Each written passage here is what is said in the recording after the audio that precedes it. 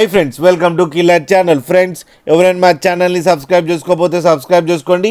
ఎవరైనా మీ డాగ్స్ కానీ మీ పెట్స్ కానీ అమ్మాలనుకుంటే మా ఛానల్ వాట్సాప్ నెంబర్కి మెసేజ్ పెట్టండి. ఫ్రెండ్స్, ఇవాళ మీకోసం జర్మన్ షెపర్డ్ పప్పీస్ తీసుకురావడం జరిగింది. ఇవి సికింద్రాబాద్ దగ్గర జూబ్లీ బస్ స్టేషన్ దగ్గర అవైలబిలిటీలో ఉన్నాయి.